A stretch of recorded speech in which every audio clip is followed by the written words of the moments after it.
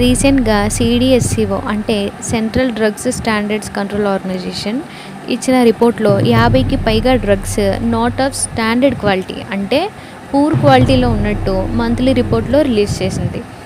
So ఇందులో మనం కామన్గా వాడే పారాసిటమాల్, గ్యాస్కి యూస్ చేసే Pan D, vitamin D tablets, calcium supplements, ఇంకా హై బీపీకి యూస్ చేసే మెడిసిన్స్, ఇవన్నీ కూడా చాలా కామన్గా వాడే టాబ్లెట్స్ అన్నీ కూడా పూర్ క్వాలిటీలో ఉన్నట్టు రిపోర్ట్ రిలీజ్ చేసింది.